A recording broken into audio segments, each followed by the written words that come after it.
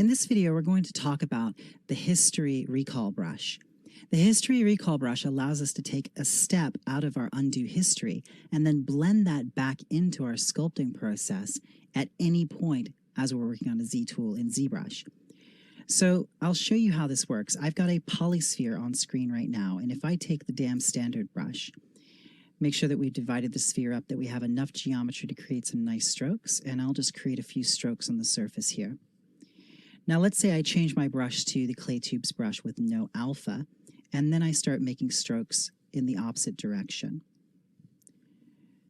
Now perhaps as I'm working, I decide that I don't want these strokes that I've run across my damn standard strokes. I'd like those previous strokes back.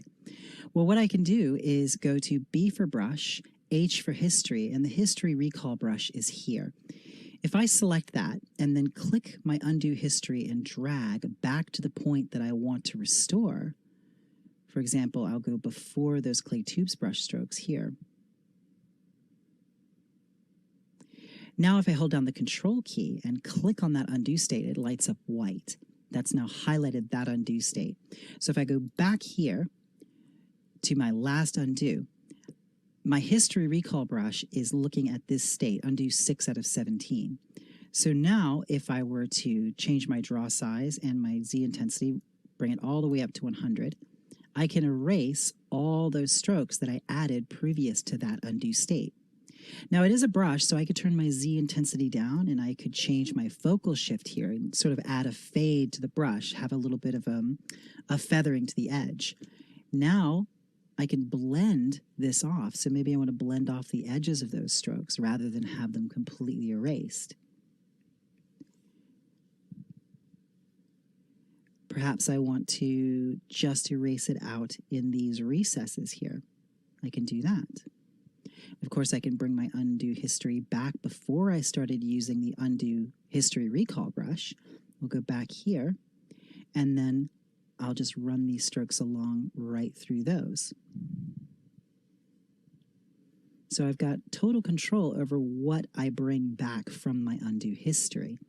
So let's look at this in practice. If we go to our troll here.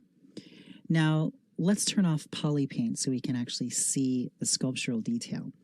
I will use the history recall brush often as a way of blending different skin textures together.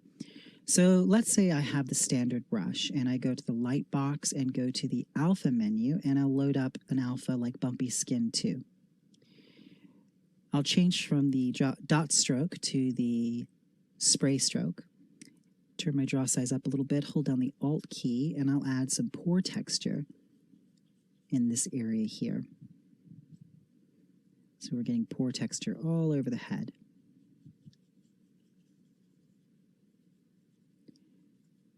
Now, let's say I want to change the pore texture on the eye and the nasolabial fold. I feel like this is maybe too large for that particular area. I want a smaller pore texture there. What I can do is go back in my undo history to before I applied that. Now, it's going to turn the colorize back on because I turned colorize off between those two undo states. It's not going to pick up color as long as I don't have RGB turned on my brush. If I hold down Control and click that undo state, it will highlight it. Come back here. Now I have RGB off on the brush, so it's not going to read the poly paint. I'll turn my Z intensity down, and I'll start to brush back in that undo state. Let's turn our Z intensity up a little bit. Oops, B for brush, H for history. Make sure we have the history recall brush selected. And here we go. Let's turn our Z intensity down a bit, and we can feather this texture out. We can blend it out. And this is very similar to another technique that I use with the morph target brush and storing a morph target, which I will also show you. So if I want to erase something out completely, I'll just turn my Z intensity up, and then we can erase that texture out from these areas.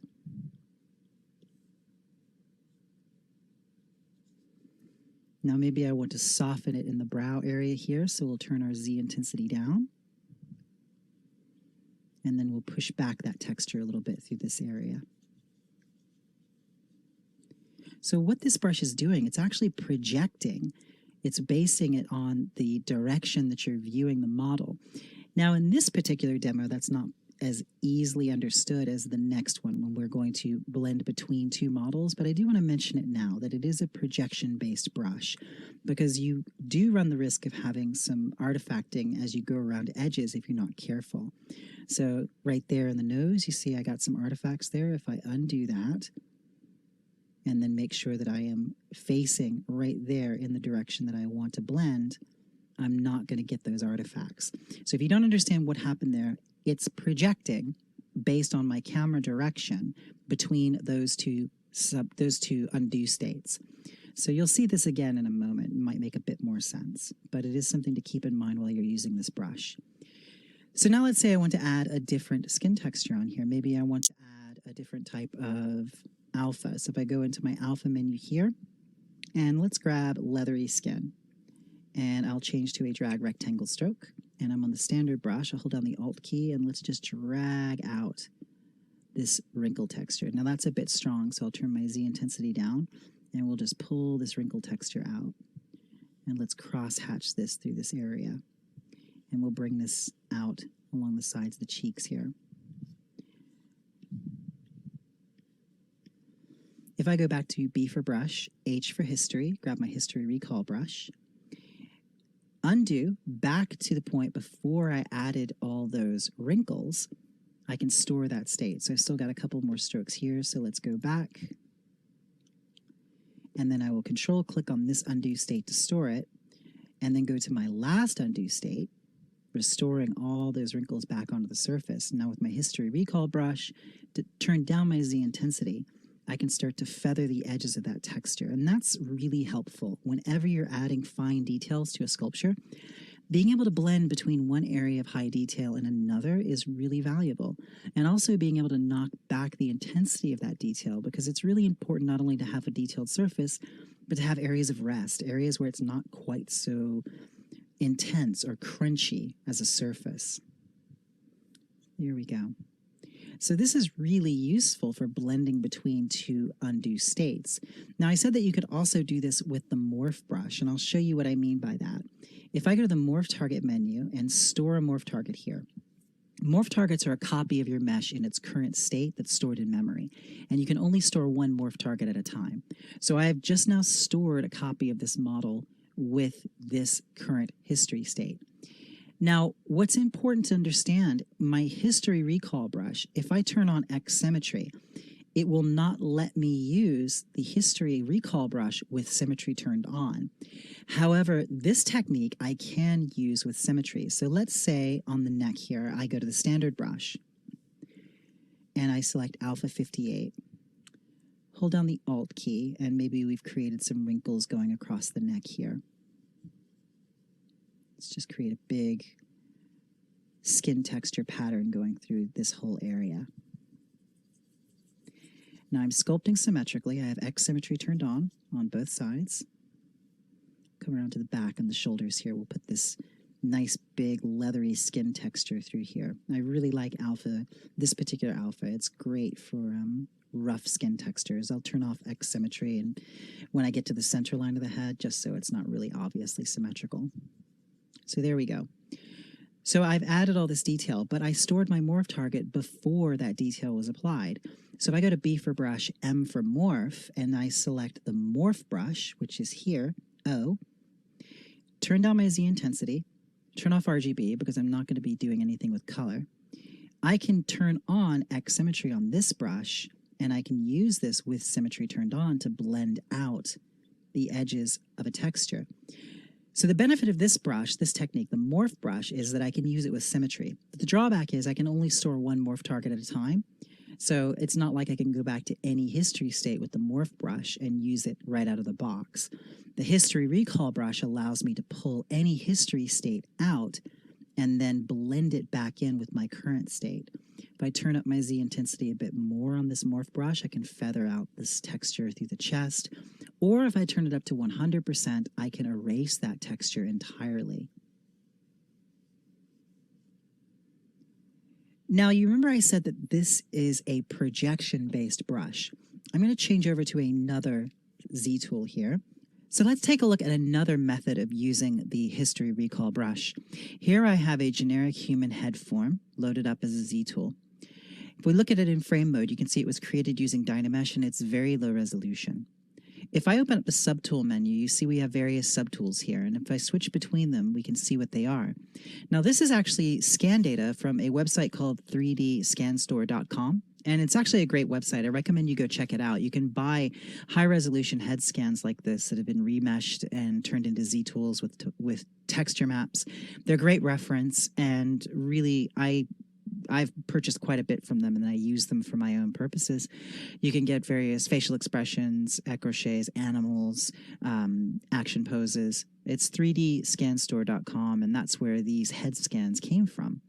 So we've got two different scans here, and these are asymmetrical because they're scans of people. So they are not perfectly symmetrical, but what I've done is I've lined them up in 3D space so they're sitting in the same general space as my generic head. Now, I also have a model of a skull here with teeth. So if we turn off the visibility on that scan and turn the teeth on, we have a skull with teeth. Now, what we can do is we can use the history recall brush to store a history state not only on a single Z-tool, but in between two totally different Z-tools. Now, that could be one of your subtools, or it could be a totally different Z-tool that you have open in ZBrush. It just has to be open in the tool menu somewhere.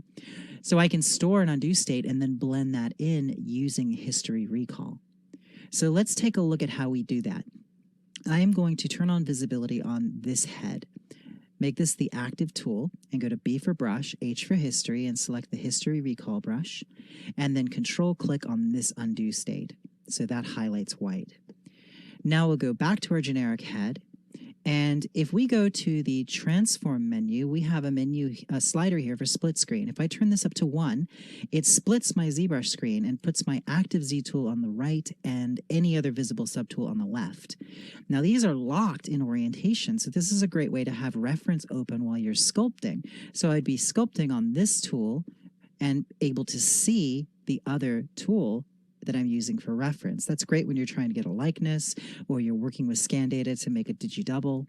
There's a variety of reasons why you might want to use this, and I think it's a fantastic tool. If we go back to the transform menu, if we go to split screen 2, that's top and bottom. Split screen 3 just flips left for right, and then split screen 4 flips top and bottom. So we'll go to split screen 1, so we're working on this side. Now, I'll go to B for brush, H for history, select my history recall brush. We stored that undo state on a completely different Z tool, this one here. So watch what happens when I start to use it on this character. I want to blend in the forehead, so I start to draw and it tells me I can't use this brush with symmetry mode. So make sure that you've turned your symmetry off, and then I can start to blend in the forehead shapes. Now, you see, there's not enough resolution in this model to capture the detail of the scan. So I could divide the mesh up, so I could add subdivision levels and that would capture the detail, or we could use Sculptris Pro mode. So if I turn on Sculptris Pro mode, this will work for the history recall brush. Now, you've probably seen the Sculptris Pro mode video already. It comes before this video in the series. But if you haven't, what Sculptris Pro mode does is it will allow you to decimate or triangulate the mesh as you're sculpting. So as I sculpt on the mesh, it will divide just the area of my brush strokes so it can create detail where I want it. So if I have a very, very large brush size, it makes a big stroke. And if we look at that under frame mode, you can see it doesn't divide it up as much. If I were instead to use a very, very small brush stroke, go in frame mode, you see that divides the mesh up even higher. It's not adding subdivision levels. Mind you, there's no subdivision levels here. This is just triangulating the mesh. So it's giving us tessellation in the areas where we want to have detail. And if I were to turn my brush size up in smooth, it would decimate those areas. So this is very, very handy, especially when you're sculpting on something that you're planning to 3D print, maybe something you've already decimated.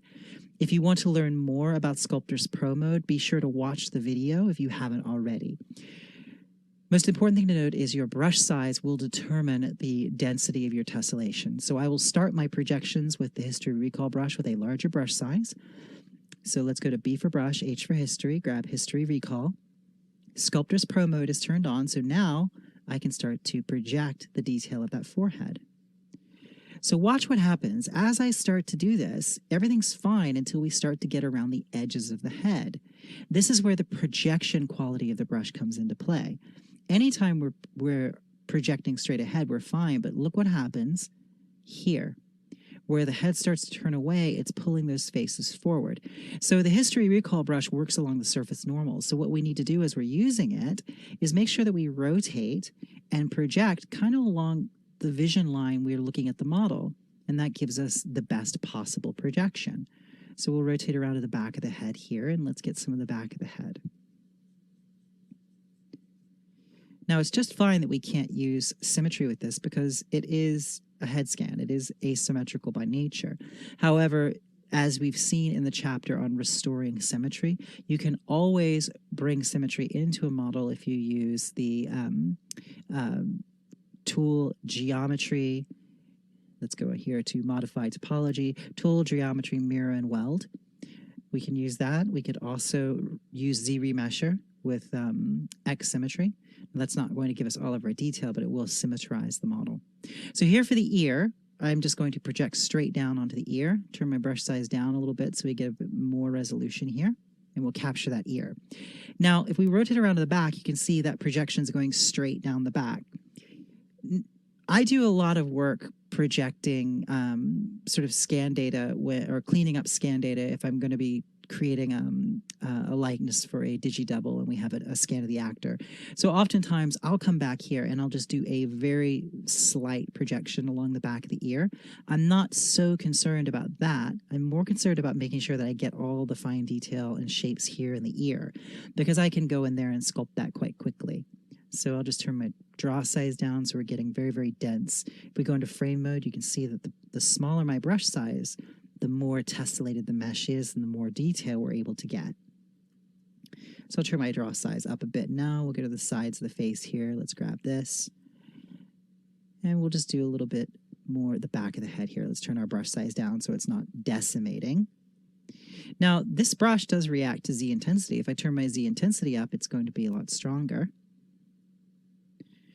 Let's get this ear here, the sides of the head. And again, this is going to function the best as long as you are sort of isolating your projection along the view that you're looking at the model.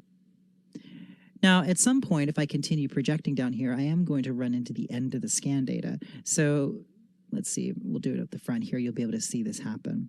So if I project down to here, yeah, we get right up to the edge there. So generally what I will do is I'll project close to the edge, but I won't bring it all the way to the edge because that way I can just manually smooth out and sculpt those areas. This really isn't about doing all the sculptural work for you. It's just to give you a basis to start from. So do a little bit of projection here. Let's turn our Z intensity down. We can blend off some of those areas. So there, let's do the eyes. We're starting to get kind of a real creepy look here. I like the look of this character with no nose and mouth. If we zoom in here and turn our draw size down, you see we really start to get all the detail in that scan.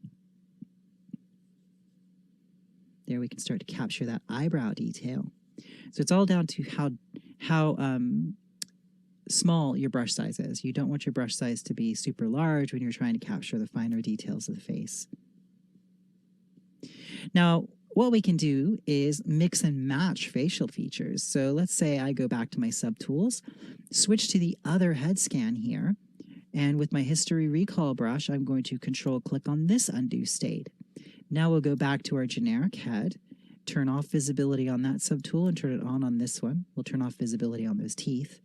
And now I can start to blend in facial features from this scan. So maybe I prefer this forehead. So watch what happens if I start to brush in the forehead area. I can introduce the wrinkles of this forehead. Let's turn the Z intensity up so we get a much stronger projection. There we go. So look at that. We start to get all those features there of the forehead.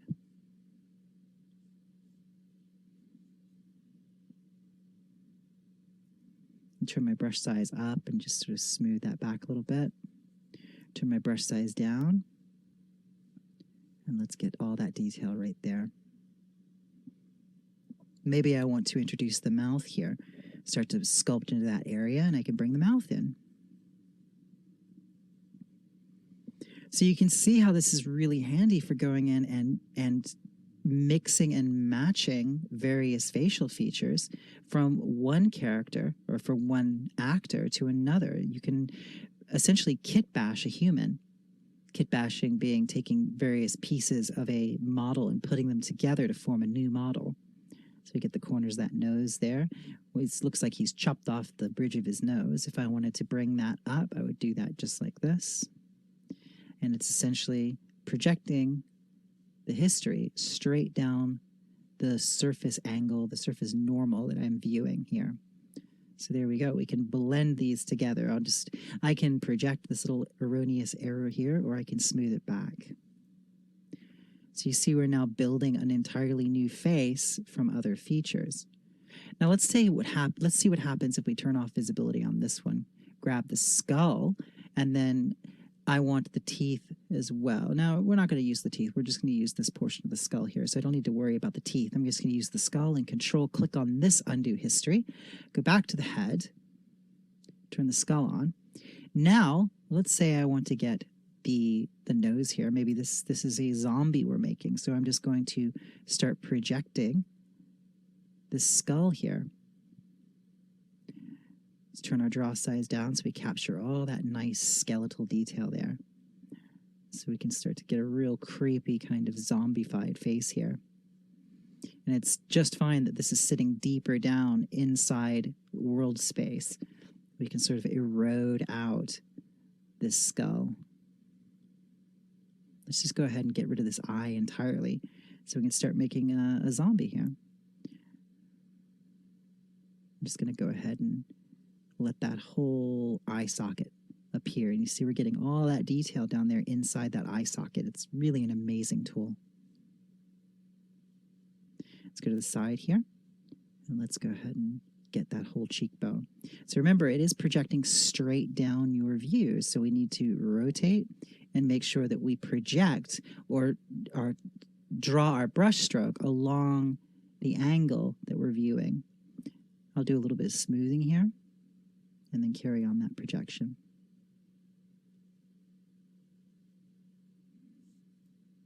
Do a little bit of smoothing to that. There we go. Now you can see here where we're getting stretching, so I'll just zoom in, turn my brush size down, and then just correct that projection. And of course, I can do smoothing in this area if need be. Maybe I'll turn my brush size up and just smooth all this out a little bit.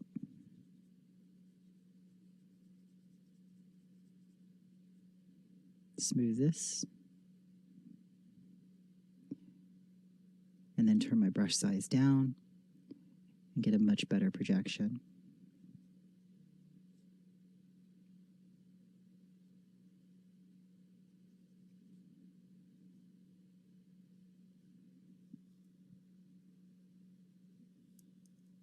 There we go. So you can see we can very quickly start to build up any type of combination of scan data or other creatures that you happen to have sculpted. If you've got multiple Z tools that you like, things that you've put together, you can then very easily combine those into new creatures and characters very, very easily using this brush. We can essentially, as I said before, kit bash new designs from things that you've built up over the course of your ZBrush career. So let's say that I want to change something here. I want to bring that chin back in from the previous head. I'll go over to that head, Control-click to store this undo state, go back to my original head, turn on visibility on that one, and then go back to B for brush, H for history, history recall, and make sure that we don't have X symmetry turned on.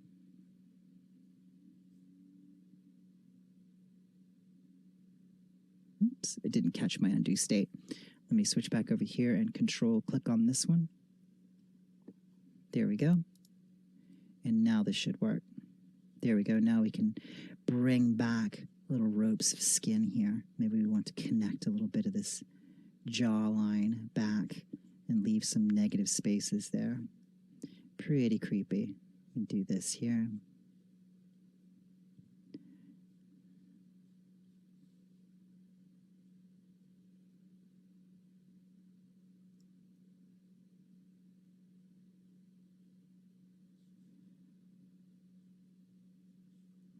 And then I can switch back to any of my other brushes, like the damn standard brush, and then carry on sculpting and detailing this creature or this character.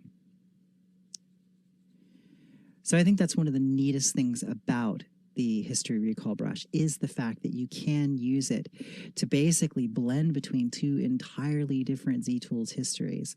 And that's pretty remarkable. That's a really useful tool to have at your disposal. I'm going to go to B for brush, H for history, history recall. And just before I finish, I want to bring the chin in here. I'm going to turn my Z intensity up and let's get that chin in there because that chin's been bothering me all this time. I want to get that full jawline in there. There we go. Bring this in. Bring this in. Starting to look like the Incredible Melting Man or the Cyclops. Let's get this jawline here. I'll turn down my Z intensity, and I get a better blend when I do that. There we go. And you notice that I still have that other character's lips in there. We've still blended in an entirely different mouth onto this character. So let's go ahead and do a little bit more filling in this negative space here. And then I'll go to my damn standard brush. We could do a little bit more sculpting the sort of scar tissue, this damage here.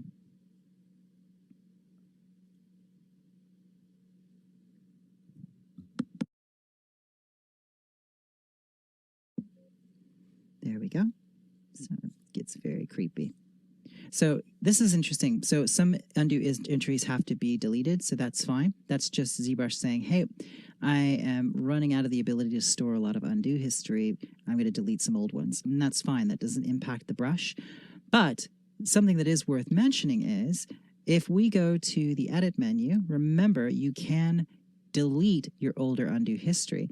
So if, let's say, for example, I know that I don't need to undo past a certain point. I can go back to that point in my undo history and go to edit, delete older undo history, or you can delete the entire undo history. Like I said, that's really going to be useful when you're using the undo history recall brush because, you know, you may, if you're saving your undo histories while you're working, you may very well end up with hundreds and hundreds and hundreds, if not, you know, close to 1,000 undo history states. That can make it hard to locate exactly where you want to pull your undo history from. So you may decide to use that tool to truncate your undo history. So do remember that that is there. I know I've mentioned that before, but it's easy to forget or overlook. So there we go. So that is the history recall brush used to create a kit bash person and then ultimately a kit bash zombie.